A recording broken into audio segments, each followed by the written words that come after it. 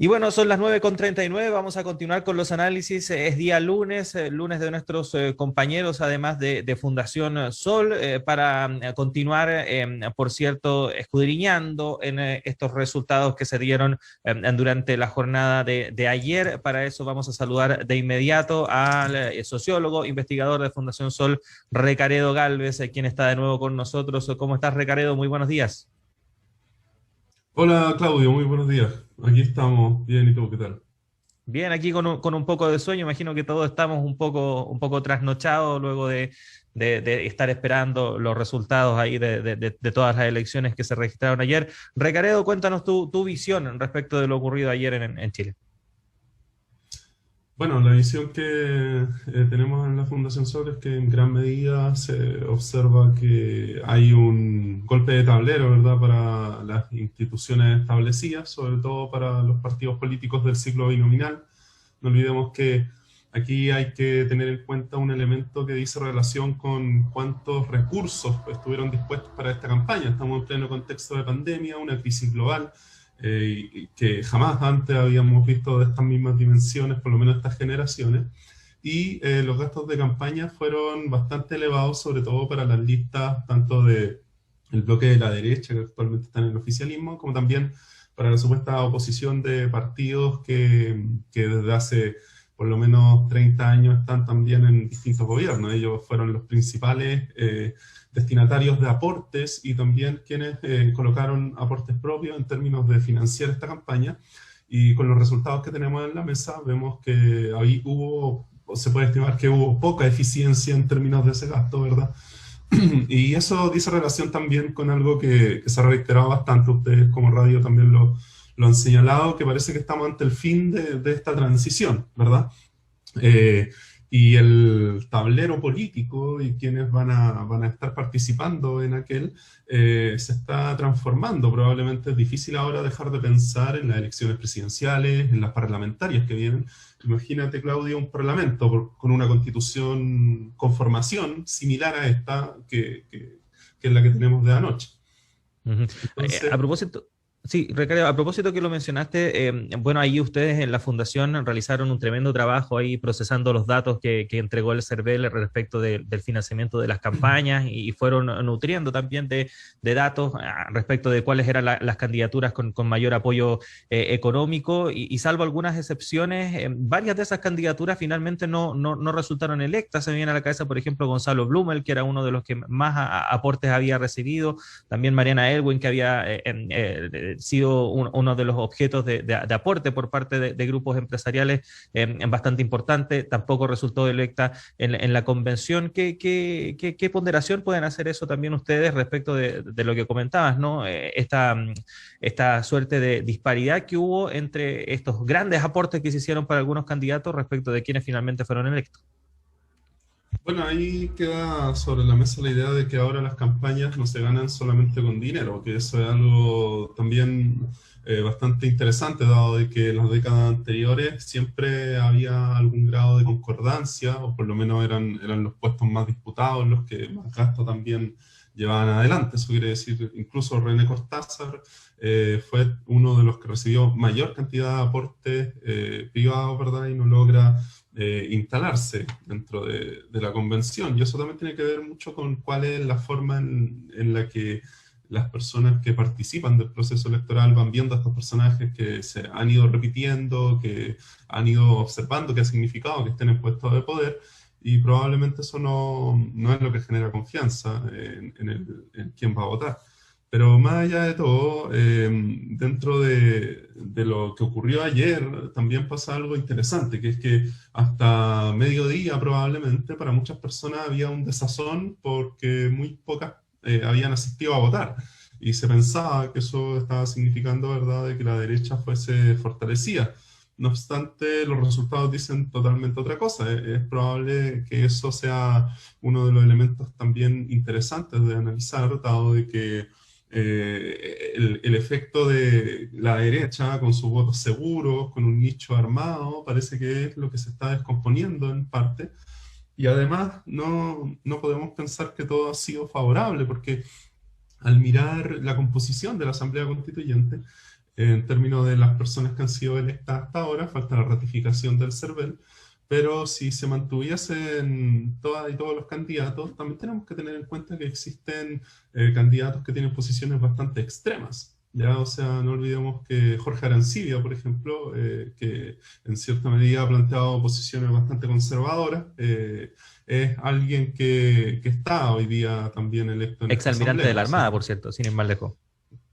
correcto, entonces eso probablemente es algo que nos va a ir llevando a ver ciertos debates, vamos a ver si es que esto también significa de que detrás de él se organice.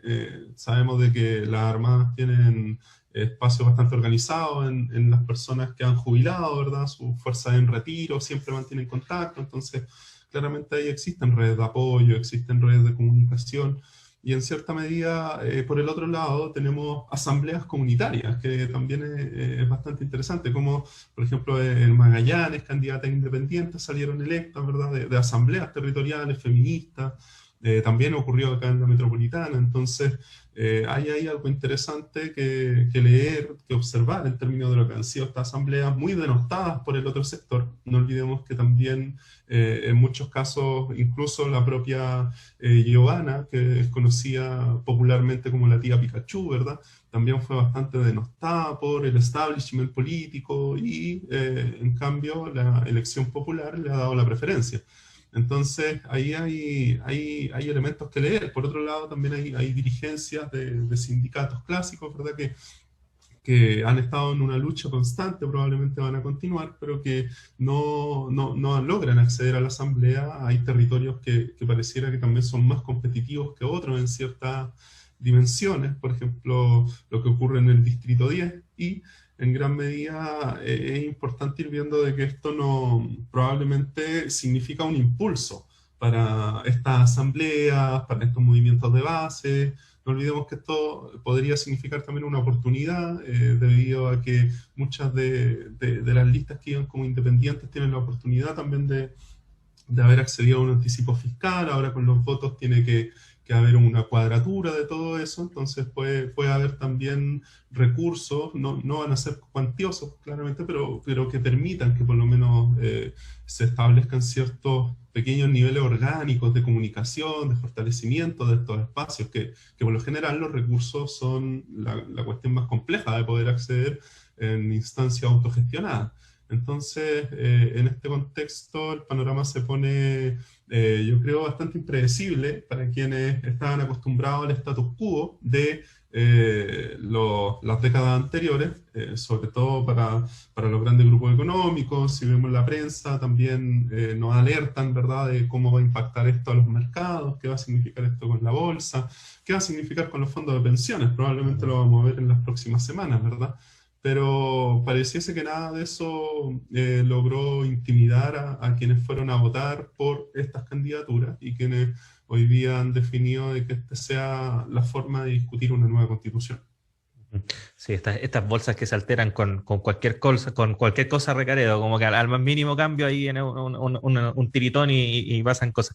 Ahora, Recaredo, a propósito de esto que comentaba respecto de la diversidad con la cual finalmente quedó o quedaría conformada esta convención constitucional, ese era uno de los temores también cuando se firmó el acuerdo, cuando se inició todo este proceso allá en noviembre del año 2019, respecto de que el resultado precisamente de esto fuese más de lo mismo, que en el fondo se eligiera una convención muy similar a lo que actualmente se conoce con el Parlamento y quedasen fuera los independientes, representantes de los trabajadores, del ciudadano común o de las ciudadanas comunes o de otros sectores también. Pero viendo cómo estaría quedando finalmente esta convención, ¿a tu juicio se valida finalmente la instancia?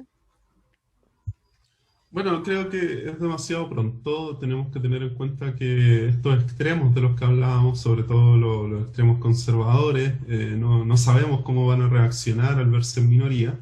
Hemos visto que eso podría significar que se intente boicotear el espacio. Yo creo que en cierta medida la legitimidad de la instancia es algo que es difícil discutir a posteriori. O sea, ya con que se desarrolle, ¿verdad? Entendemos de que estaba en un grado de legitimidad. A posteriori uno podría decir votó menos gente, votó más gente, pero al final de cuentas, con que se establezca institucionalmente y se nos obligue, ¿verdad? Se nos obliga a darle legitimidad. pero en este caso probablemente son estas mismas asambleas las que han impulsado varias de las candidaturas, independientes sobre todo, las que probablemente van a estar alertas y van a ir generando los espacios que legitimen o no este proceso.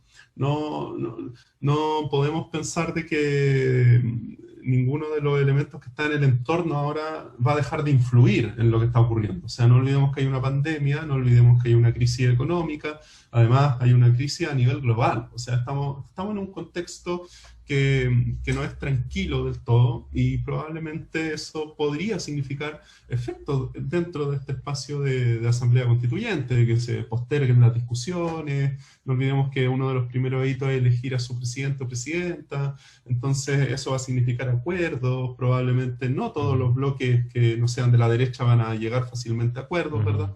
Entonces, no tenemos que pensar, creo yo, que este proceso va a significar entonces que vamos a tener la constitución esperada. O sea, tenemos que mantenernos expectantes, tenemos que pensar que el proceso institucional no es el único proceso que en cierta medida está alimentando a la base social. O sea, por algo irrumpen tan fuertemente las asambleas que no estaban directamente vinculadas a toda esta discusión que se ha estado dando hoy día en términos del establishment político, lo que discute el Congreso ni el gobierno, pero sí disculpa ahí, Ricardo, porque ese punto es importante, porque falta ver cómo se va a establecer el reglamento para hacer que este proceso sea lo más participativo posible, porque está la idea de la Convención los 155, pero también que podamos participar todos también de la misma, de alguna forma. Así es, y no olvidemos que muchas de las personas o de los movimientos a los cuales pertenecen esas personas han planteado ideas también, sobre todo las de base, han planteado ideas de cómo acá se incorpora un plebiscito intermedio, o cómo se va vinculando en las definiciones que puede haber dentro de esta convención una perspectiva más de asamblea, etcétera. Entonces, puede que esas ideas sigan estando presentes, que se sigan discutiendo, pero por eso no podemos tener todas las fuerzas dentro de un proceso constituyente que probablemente hoy día podemos pensar hay personas distintas a las del ciclo binominal. Veamos qué es lo que eso significa. No olvidemos que esto también va a significar muchísimo trabajo. O sea, no olvidemos que estamos hablando de organizaciones que están muy asentadas en los territorios, pero a través de la autogestión en muchos casos, ¿ya? Entonces eso significa que hoy día esas candidaturas van a tener que dotarse de orgánica, van a tener que robustecerse para poder participar, implementar procesos en los cuales mantengan contacto con quienes le eligieron y en el fondo concreten lo que ellas han sabido concretar muy bien, que es trabajo en el territorio. O sea, muchas de estas asambleas se vincularon con ollas comunes, se vincularon con espacios formativos, fueron colocando los temas desde un punto de vista que para muchos parecía radical, sobre todo los temas del medio ambiente, los temas del feminismo, los temas de la lucha por el trabajo, etc. Entonces, probablemente las discusiones que se van a ir dando no van a estar solo ubicadas en la constituyente, van a estar también en los territorios, va a haber movilización, eso sería clave para este contexto. Bueno, Recaredo, agradecerte estos minutos que has tenido para conversar con nosotros. Bueno, vamos a tener un proceso bastante, no tan largo en realidad, porque es un año el que va a tener la convención para trabajar. Esto se va a ir desarrollando ahí de una manera bastante ágil, pero vamos a tener espacio también para seguir conversando de esto y viendo también cómo se va a ir desarrollando precisamente esta instancia. Agradecerte a ti, Recaredo, y a través tuyo, a todo el equipo de Fundación Sol por el tremendo trabajo que hacen, sobre todo también por el material que entregaron a la ciudadanía durante todo este proceso eleccionario. Así que felicitaciones y muchas gracias, y esperamos tenerlo ya la próxima semana ahí a algún representante del equipo. Que estés bien. Igual tú, Claudio, muchas gracias a usted.